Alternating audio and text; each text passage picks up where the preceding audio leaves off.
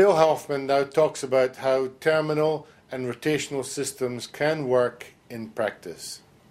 He is specifically talking about the terminal crossbreeding system used by Paul Foreman and the rotational crossbreeding system used by Ray Humphreys, both from the Northern Rivers of New South Wales.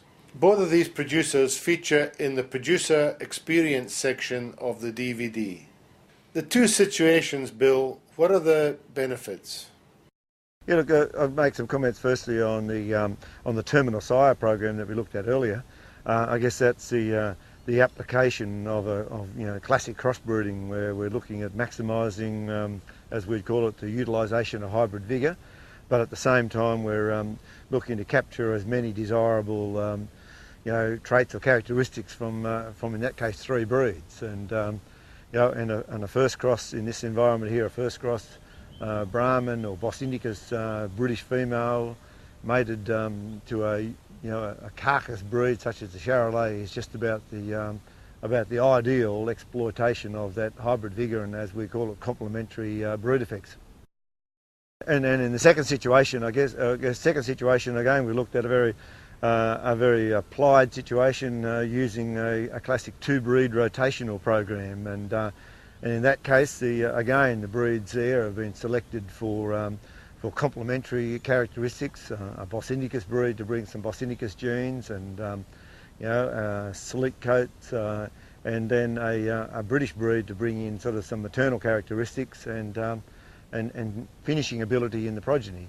And I guess the great thing about that 2-breed rotational program is it just demonstrates the simplicity of it and how it can be made to work and deliver a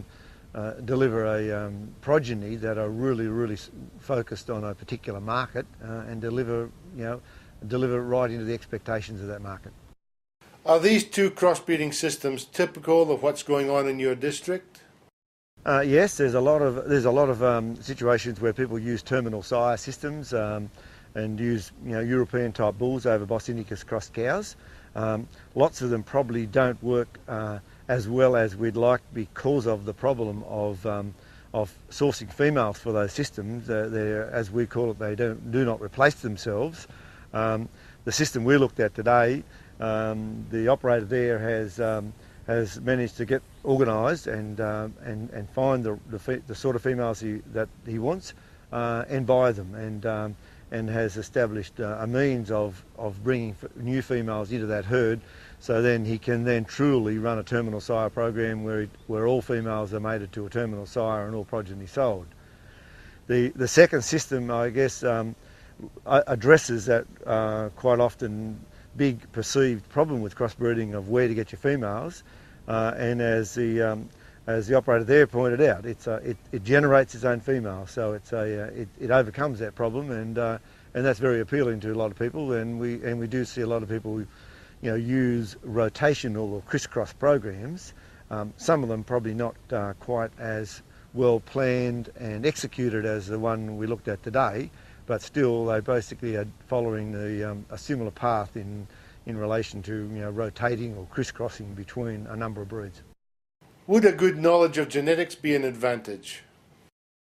I think people do need to have some understanding of what happens in crossbreeding. Crossbreeding is not magic. There's lots of productive gains to be had there, but it's certainly not a magic wand for everybody, and it is a little bit more complicated than just running a straight breeding program using only one breed.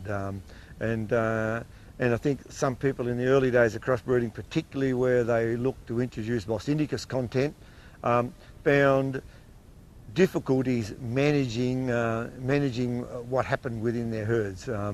And maybe you don't need to have a study genetics, but you do certainly, I agree, need to have some sort of an understanding of the different characteristics associated with different breeds and what happens when you start mixing those together. And the classic case being, the Bos Indicus British mix generates a lot of hybrid vigour for some of the desirable characteristics that we're looking for here, which is milking ability, longevity, ability to do well in this environment here in the absence of, pink eye and some of the white-faced breeds, you know, external parasites, paralysis, ticks, buffalo fly, things like that. And then again, the same applies when you introduce European breeds. You're bringing larger, higher growth rate animals, leaner and harder to finish. So you still have to have good bulls.